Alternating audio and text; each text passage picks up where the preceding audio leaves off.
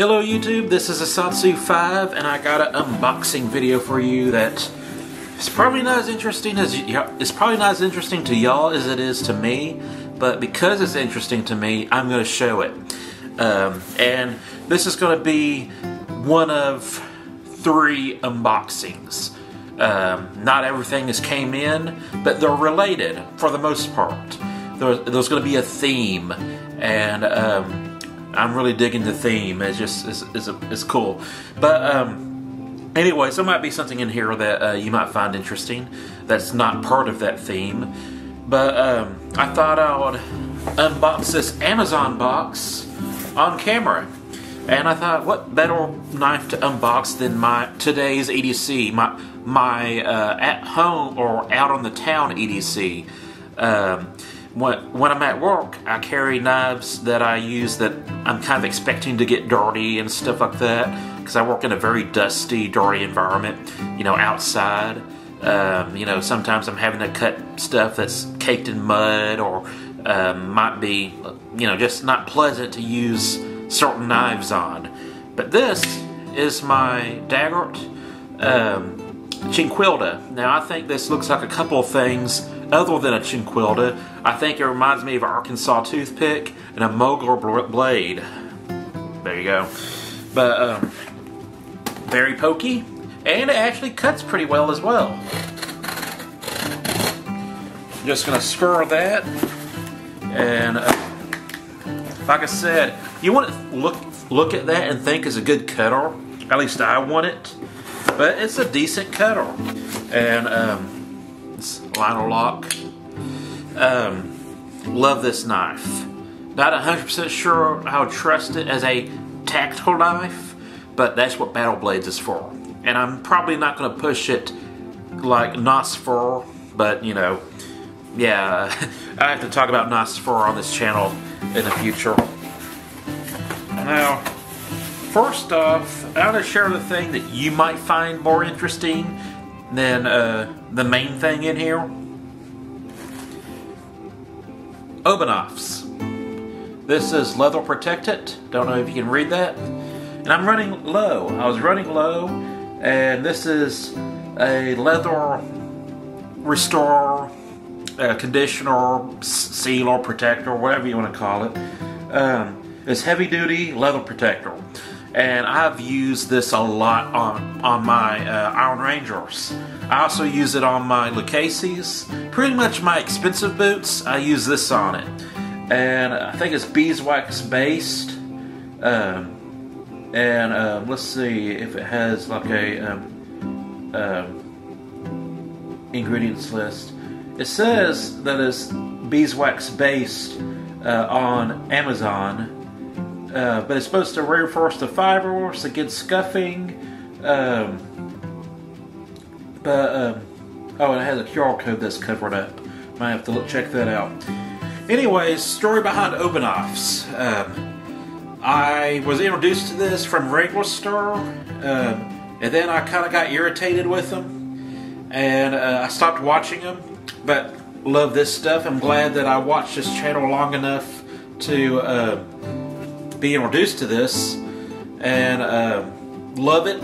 It's a good product. You know, I'm not going to take my boots off, but if you watched my fishing video, which I might put right there, you'll see that my Iron Rangers, which was a poor choice in boot to wear to the coast for that fishing trip. I was expecting a different kind of terrain, but if I were to show you what my boots look like, if I can grab a screenshot, they were really scuffed up and scratched, and they looked really ugly, and this stuff fixed them right up.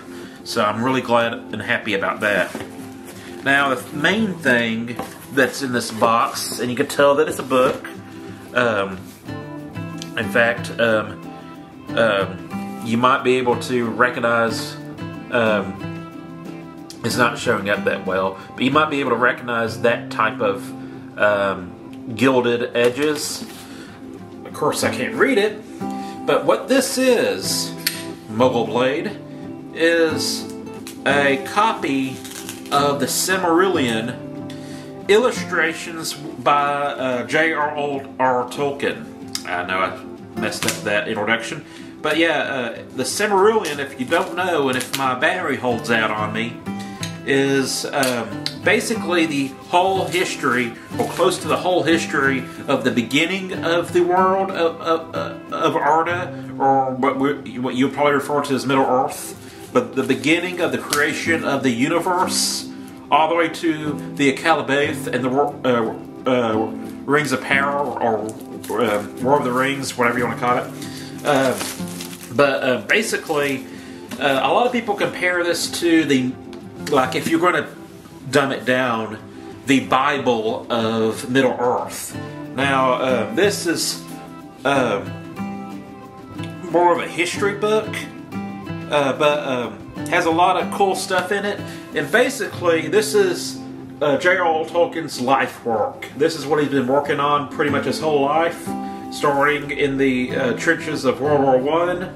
And when he wasn't being shot at, this was what he was working on.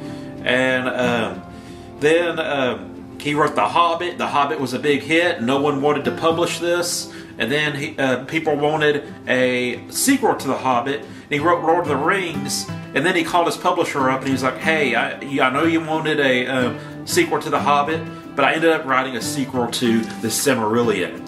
And I'd have to talk about this video in a lot more, this book in a lot more depth. But those references to this book in The Lord of the Rings that you will not be able to understand in The Lord of the Rings without this book. And so this is not necessarily just a ton of fun to read. It's a very difficult book to read because it's more of a history book. It's not really a narrative. But it does have some more narrative-based stuff in it, but it's just written different. And anyways, I read The Lord of the Rings. I was like, oh, I'm gonna take on the Silmarillion, and I hated it. I mostly hated the voice actor that narrated it, but it was just a different kind of book, a different genre. And but after I read this, I read Lord of the Rings and watched the movie Lord of the Rings. It's like, wow, this universe that J.R.R. Tolkien created is really deep, really broad, and has a lot to it. I mean, you just knock over a stump, and there was a 10,000-year history there. So I'm probably not going to read this cover to cover because I'm extremely dyslexic and have ADHD. But I wanted to see J.R.R. Tolkien's illustrations, and if I wanted to reference a particular story in here, like Beren and Luthien, Children of Húrin, anything on Gondolin, I can reference that here. And there should be the Akalabath and stuff like that in here as well. It would be reasonable to assume if this was a type of Bible or history book for the people in Middle-earth, that Aragorn or Boromir or Faramir, the Númenóreans, the people of Gondor, would have studied this. This would be something that Gandalf would have looked for in the library, basically, or Faramir. But anyways, a lot of information, and the information here predates the Third Age, which the Third Age is where most of the action that we know of takes place. But it starts with the creation myth, how the universe was created, and sadly it's missing its eschatology or its apocalyptic myth. Tolkien wasn't able to finish that, but anyways, I have to talk about this in more detail, probably walk you through some of the pictures and some of the stuff that's in it. But this talks about the gods and goddesses of that universe, and basically the Satan figures, because Sauron is not the main bad guy. He's the main bad guy's lieutenant, I think, and I have to get in that later. Anyways, really happy to get this, and I have some more things kind of themed like this that I'm gonna unbox and show you. And there's probably going to be a costume change in between these videos, which I'm going to edit together. So here we go. Hello YouTube. Remember when masks were a major problem on YouTube? Like a lot of tactical channels, knife channels. There was some people who just wouldn't not wear a mask, and they'll do their thing, and that was YouTube for a while. The only guy I really forgive is Nosfer, one of the most epic knife reviewers ever. I hope you remember him. The OGs, I hope you remember him. But let's open a box. This is the Bastinelli Moonkiss, one of his first projects. Before he got famous with Lucy, there was the Moonkiss.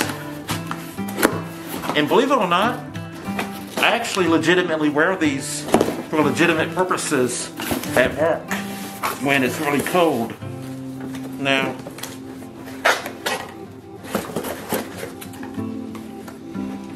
that's interesting. It has something in there that I don't think is supposed to be in there. I don't know what it is. But first off, I got the Fall of Numenor.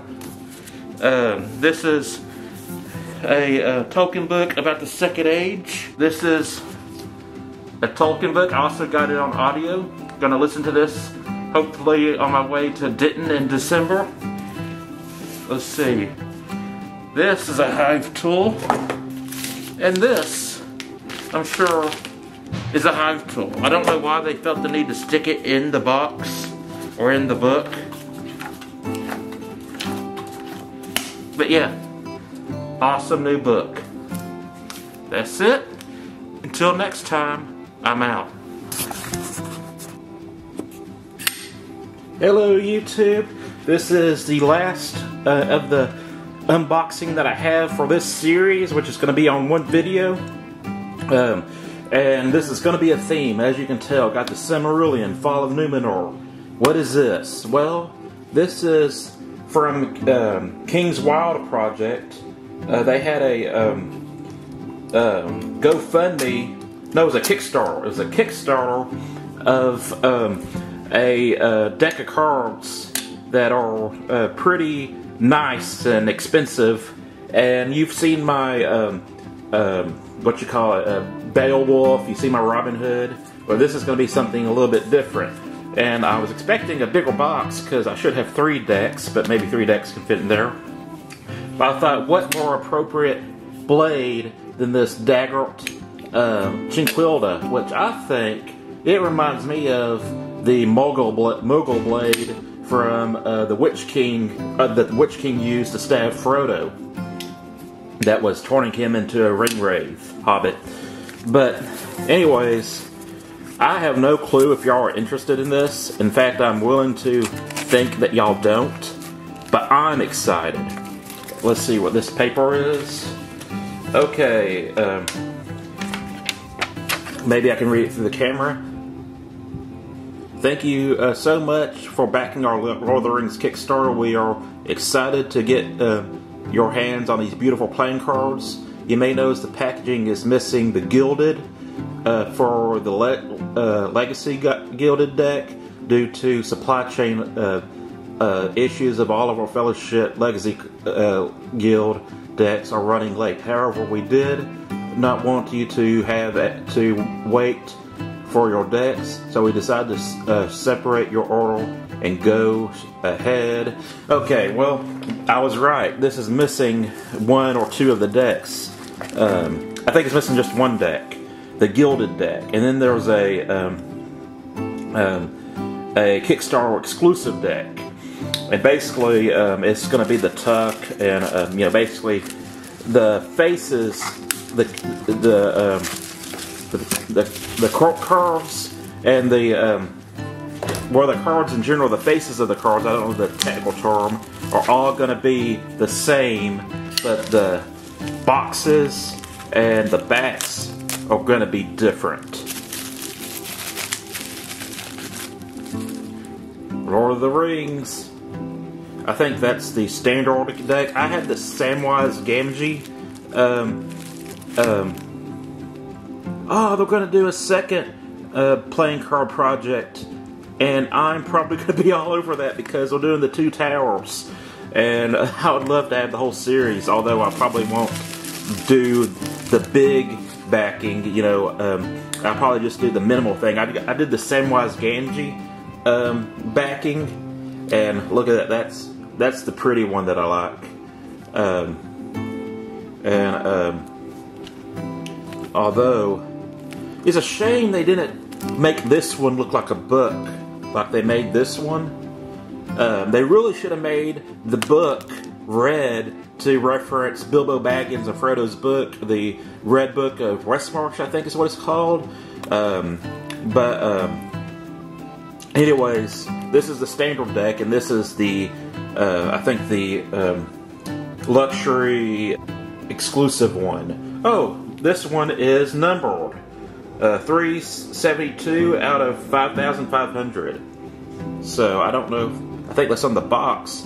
But I'm going to open up the standard deck to show you because they should be the same other than the backings. And I like this one better. But this one's the standard one, which is probably going to be the one that you will buy if you want these. Let's see.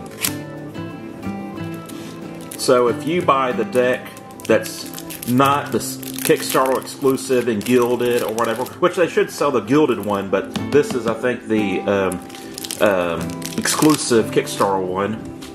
But you should be able to buy the gilded one and this one. But this is going to be the cheaper one, so this is going to be the one that I show you.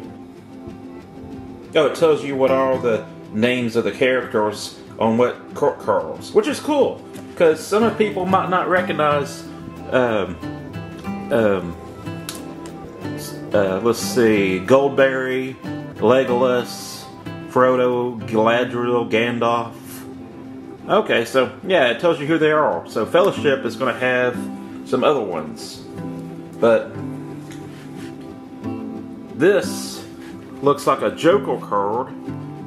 These are two Joker cards. You got the Balrog, and you got the Balrog of Morgoth. Can't say Balrog without saying the Balrog of Morgoth. And you got Bilbo Baggins at his desk. Ace.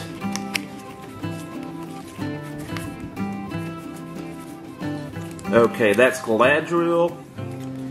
And Gandalf, which I'm probably going to have to do a reaction video to Rings of Power. There was Gandalf's staff, I think. Yeah, and we'll look at the suit cards. There was Legolas. I think that's Goldberry, Boromir, and Tom Bombadil. Tom Bombadil is a very interesting character. He's interesting, but he's also the least favorite part of the chapter of Fellowship. He's interesting, but the book kind of slows down, which is not a bad thing. Who's that? I'll have to look her up. It's the Queen. I have to look her up. Who's that? See, that's why you have this card. And you got Strider, Arwen, and Samwise Gamgee. You got Gandalf, Galadriel, Frodo, and Boromir. Luthien. Oh man, they have Luthien. Which Luthien, if I'm reading that correctly, doesn't appear. She's dead. You know, she doesn't go into Lord of the Rings. That's a Silmarillion thing. But that threw me off. Maybe I think that says Luthien. That's kind of small for me to read. Ezra, there's Strider, that's Elwyn. Oh no! No, no! That's terrible! And then there's Strider, and that card, which is kind of weird. I hate that, but yeah, Earthquake. I don't have to pick all those up. I just got these cards, and I'm already playing 52 card pickup. And so, for those of you who haven't noticed, I am a Tolkien nerd. I already had the Silmarillion, and I've read it 3 times in audiobook, and this has J.R.R. Tolkien's illustrations in it. This is The Fall of Numenor, which basically is the story of how Numenor got corrupted and destroyed, I'm assuming. I have not read this. I have the audiobook as well, but I'm fixing to go on a business trip, and I'm going to be on the road for a little bit, so I'm going to listen to this on audiobook. And you know, I got this because I want to build a physical library of books. That way, if the power ever goes out, I can just light a candle and read. And this has illustrations by Alan Lee, who is pretty cool as well. And the cool thing is, both of these are First USA editions. And I never thought I'd have a first edition book, but I was able to snag these, and completely by accident, and now I have first edition books, and I'm very proud of them. So, that's it. Thank you for watching. I won't make you watch the 52 card pickup. And this, just to give you a heads up of what I think of this knife, this is my favorite flipper of all times.